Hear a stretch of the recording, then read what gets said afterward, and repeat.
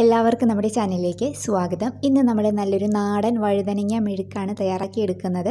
വളരെ എളുപ്പത്തിലും നല്ല ഈസി ആയിട്ട് നമുക്ക് ഈ രീതിയിൽ തയ്യാറാക്കിയെടുക്കാം. സാധാരണ നമ്മളെല്ലാവരും തന്നെ വഴുതനങ്ങ മെഴുക്ക് വീട്ടിൽ തയ്യാറാക്കുന്നതായിരിക്കാം. പക്ഷെ നമ്മളിത് തയ്യാറാക്കിയെടുക്കുന്ന ചില സമയങ്ങളിൽ നമ്മളിത് കഴിക്കുന്ന സമയത്ത് ചെറിയൊരു പൊള്ളൽ പോലെ നമുക്ക് തോന്നാറുണ്ട്, അല്ലെങ്കിൽ ചെറിയൊരു കയ്പ്പ്, ഒരു കരപ്പ് രസം പോലെ നമുക്ക് തോന്നാറുണ്ട്. അപ്പോൾ അതൊക്കെ വരാതിരിക്കാൻ വേണ്ടിയിട്ട് ഞാനിതിലൊരു ടിപ്പ് പറയുന്നുണ്ട്. അപ്പോൾ നിങ്ങൾ ഈ രീതിയിൽ ചെയ്തിട്ടില്ല എന്നുണ്ടെങ്കിൽ എന്തായാലും ട്രൈ ചെയ്യാൻ മറക്കരുത്. കൂടാതെ നിങ്ങളുടെ ഫ്രണ്ട്സിനും ഫാമിലിക്കും ഈ റെസിപ്പി വീഡിയോ ഒന്ന് ഷെയർ ചെയ്ത് കൊടുക്കാൻ മറക്കല്ലേ. ആരെങ്കിലും നമ്മുടെ ചാനലിലേക്ക് ആദ്യമായിട്ട് വന്നിട്ടുണ്ടെങ്കിൽ ഒന്ന് ചാനൽ സബ്സ്ക്രൈബ് ചെയ്യാനും മറക്കല്ലേ. അപ്പോൾ നമുക്ക് വഴുതനങ്ങ മെഴുക്ക് തയ്യാറാക്കാൻ വേണ്ടിയിട്ട് ഞാനിവിടെ ഒരു 6 മീഡിയം സൈസുള്ള പച്ച കളറുള്ള വഴുതനങ്ങയാണ് ഇവിടെ എടുത്തിട്ടുണ്ടായിരുന്നത്. അതിൻ്റെ മുകളിലത്തെയും താഴത്തെയും ചെറിയതായിട്ടൊന്ന് കട്ട് ചെയ്തതിന് ശേഷം ഇതേപോലെ അത്യാവശ്യം വലിപ്പമുള്ള കഷ്ണാക്കി കട്ട് ചെയ്തെടുത്തിട്ടുണ്ട്. അപ്പോൾ നമ്മളിത് കട്ട് ചെയ്ത ഉടനെ തന്നെ ഇത് വെള്ളത്തിലേക്ക് ഇട്ട് വയ്ക്കുക. ഒരു പാത്രത്തിൽ വെള്ളം എടുത്തിട്ട് അതിനകത്തേക്ക് ഇട്ട് വയ്ക്കുക, അല്ലെങ്കിൽ ഇത് പെട്ടെന്ന് അങ്ങോട്ട് കറ പിടിച്ച് പോകും. അപ്പോൾ അത് വരാതിരിക്കാൻ വേണ്ടിയിട്ടാണ് നമ്മളിത് കട്ട് ചെയ്ത ഉടനെ തന്നെ വെള്ളത്തിലേക്ക് ഇട്ട് വയ്ക്കുന്നത് കേട്ടോ. നമ്മളിത് വെള്ളത്തിലിട്ട് വെച്ചതിന് ശേഷം ഒരു 2-3 പ്രാവശ്യം ഇതേപോലെ വെള്ളത്തിലിട്ടത് ഇത് നന്നായിട്ട് പിഴിഞ്ഞെടുക്കണം. നമ്മളിത് നന്നായിട്ട് കൈകൊണ്ട് പിഴിഞ്ഞെടുക്കുന്ന സമയത്ത് ഇതിനകത്ത് ഒരു കയ്പ്പരസം പോലെയുള്ളതും അതേപോലെ കറയൊക്കെ ഉള്ളത് നന്നായിട്ട് പോയി കിട്ടും. അപ്പോൾ നമ്മളിത് 2-3 പ്രാവശ്യം ഇതേപോലെ വെള്ളത്തിലിട്ടിട്ട് നന്നായിട്ട് പിഴിഞ്ഞ് കഴുകിയെടുക്കുക.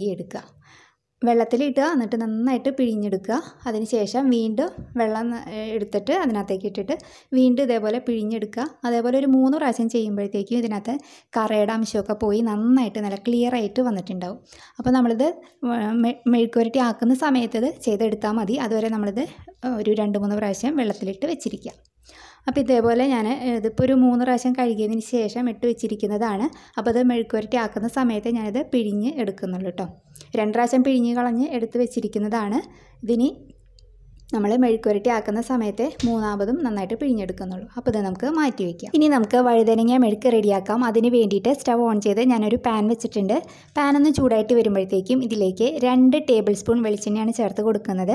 വെളിച്ചെണ്ണ തന്നെ എടുക്കുക, നല്ല നാടൻ ടേസ്റ്റ് കിട്ടാൻ വേണ്ടിയിട്ട്. ഇനി ഇതിലേക്ക് നമുക്ക് കുറച്ച് കടുക് ഇട്ടൊന്ന് പൊട്ടിച്ചെടുക്കാം. കടുക് പൊട്ടിക്കഴിയുമ്പോഴത്തേക്കും നമുക്ക് ഫ്ലെയിം മീഡിയത്തിലേക്ക് ആക്കി കൊടുക്കാം. ഇനി ഇതിലേക്ക് ഒരു 10 അല്ലി ചെറിയുള്ളി നന്നായിട്ട് ചതച്ചെടുത്ത് വെച്ചിട്ടുണ്ട്, അത് ചേർത്ത് കൊടുക്കാം. ചെറിയുള്ളി തന്നെ ചേർക്കാട്ടോ, നല്ല ടേസ്റ്റ് ആയിരിക്കും. പിന്നെ ഇതിലേക്ക് കുറച്ച് കറിവേപ്പിലയും കൂടി ചേർത്ത് കൊടുക്കാം. ഇനി ഇതിലേക്ക് നമുക്കൊരു 1/4 ടീസ്പൂൺ മഞ്ഞൾപ്പൊടി ചേർക്കാം. പിന്നെ ഇതിലേക്ക് നമുക്ക് ആവശ്യത്തിന് ഉപ്പ് ചേർക്കാം. ആദ്യം നമുക്ക് കുറച്ച് ചേർക്കാം, പിന്നെ നോക്കിയിട്ട് ചേർത്താൽ മതി. പിന്നെ ഇതിലേക്ക് ഒരു 3 ടീസ്പൂൺ ചതച്ച ഉണക്കമുളകാണ് ചേർത്ത് കൊടുക്കുന്നത്. അപ്പോൾ മുളകിൻ്റെ കളവ് നിങ്ങളുടെ എരിവിനനുസരിച്ചിട്ട് മാറ്റം വരുത്താം. ഇതിപ്പോൾ അത്യാവശ്യം നല്ല സ്പൈസി ആയിട്ടുള്ള മെഴുക്കാണ് ഞാൻ തയ്യാറാക്കി എടുക്കുന്നത്. അപ്പോൾ നിങ്ങൾക്ക് എരിവ് നിങ്ങളുടെ ഇഷ്ടത്തിനനുസരിച്ചിട്ട് മാറ്റം വരുത്താം. മുളക് പൊടിയേക്കാൾ ഈ ചതച്ച ഉണക്കമുളക് ചേർക്കുമ്പോഴാണ് നല്ലൊരു ടേസ്റ്റ് കിട്ടുക കേട്ടോ. ഇതിന് നമുക്ക് ഒരു മീഡിയം ഫ്ലെയിമിലിട്ടിട്ട് ചെറുതായിട്ടൊന്ന് വഴറ്റിയെടുക്കാം. നമ്മുടെ ചെറിയുള്ളിയൊന്നും വല്ലാതെ അങ്ങോട്ട് വഴന്ന് പോകണ്ട, ചെറുതായിട്ടൊന്ന് വാടി വന്നാൽ മതി. അപ്പോൾ അതവിടെ നന്നായിട്ട് വാടി വന്നിട്ടുണ്ട്. ഈ സമയത്ത് ഇതിലേക്ക് നമ്മൾ വെള്ളത്തിലിട്ട് വെച്ചിരുന്ന നമ്മുടെ വഴുതനങ്ങ ഉണ്ടല്ലോ, അത് നന്നായിട്ട് പിഴിഞ്ഞതിന് ശേഷം ഇവിടെ ഞാൻ ഒരു പാത്രത്തിലേക്ക് എടുത്തിട്ടുണ്ട്. ഇത് നമുക്ക് പെട്ടെന്ന് തന്നെ അതിനകത്തേക്ക് ചേർത്ത് കൊടുക്കാം. എന്നിട്ട് നന്നായിട്ടൊന്ന് മിക്സ് ചെയ്ത് കൊടുക്കാം. ഈ വഴുതനങ്ങയുടെ എല്ലാ ഭാഗത്തേക്കും ഈ മുളകിൻ്റെയും ഉപ്പിൻ്റെയും അംശമൊക്കെ എത്തുന്ന രീതിയിൽ നന്നായിട്ടൊന്ന് മിക്സ് ചെയ്തെടുക്കാം. ഇതിനി നമുക്ക് അടച്ച് വെച്ചിട്ട് ഏറ്റവും ലോ ഫ്ലെയിമിൽ ഒരു 10 മിനിറ്റ് ഒന്ന് കുക്ക് ചെയ്തെടുക്കാം. നമ്മളിതിലേക്ക് വെള്ളം ഒന്നും ചേർക്കുന്നില്ല, വെള്ളം ചേർക്കാതെയാണ് നമ്മളിത് തയ്യാറാക്കി എടുക്കുന്നത് കേട്ടോ. വെള്ളം ചേർത്ത് കഴിഞ്ഞിട്ടുണ്ടെങ്കിൽ വേറൊരു ടേസ്റ്റ് ആയിരിക്കും, ആ ഒരു പച്ചവെള്ളത്തിൻ്റെ ഒരു ടേസ്റ്റ് ഉണ്ടാവും. നമ്മൾ ഒട്ടും വെള്ളം ചേർക്കാതെ ഇതേപോലെ നിങ്ങൾ തയ്യാറാക്കി നോക്കും, നല്ല അടിപൊളി ടേസ്റ്റ് ആയിരിക്കും. അപ്പോൾ നിങ്ങളിത് 10 മിനിറ്റ് അടച്ച് വയ്ക്കണമെന്ന് ഞാൻ പറഞ്ഞല്ലോ. അപ്പോൾ ഇടയ്ക്കിടയ്ക്കൊന്ന് ഇളക്കി കൊടുക്കാൻ മറക്കരുത് കേട്ടോ, ചിലപ്പോൾ അത് അടിയിൽ പിടിച്ച് പോകും. നമ്മൾ വെള്ളമൊന്നും ചേർക്കുന്നില്ലല്ലോ. അപ്പോൾ അത് അവിടെ ഒരു 10 മിനിറ്റ് കഴിഞ്ഞപ്പോൾ ഇതിൽ നിന്ന് തന്നെ നന്നായിട്ട് വെള്ളമൊക്കെ ഇറങ്ങി വന്നിട്ടുണ്ടായിരുന്നു. അപ്പോൾ ഇത് ഏകദേശം കുക്കായി വരാൻ തുടങ്ങുന്നുണ്ട്. ഇതിന് നമുക്ക് വീണ്ടും അടച്ച് വെച്ച് ഒരു 5 മിനിറ്റും കൂടി ഒന്ന് കുക്ക് ചെയ്തെടുക്കാം.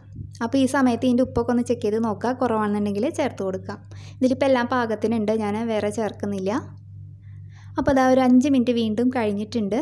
ഇതിന് നമുക്ക് മൂടി വയ്ക്കാതെ തന്നെ ഒരു 5 മിനിറ്റ് ഹൈ ഫ്ലെയിമിലിട്ടിട്ട് നന്നായിട്ടൊന്ന് വഴറ്റിയെടുക്കുക. ഈ 5 മിനിറ്റ് ഇങ്ങനെ വഴറ്റുമ്പോഴാണ് ഇത് നന്നായിട്ട് നല്ല പെരണ്ട് വരുന്നത് കേട്ടോ. അപ്പോഴാണ് നല്ല അടിപൊളി ടേസ്റ്റായിട്ട് വരുന്നത്.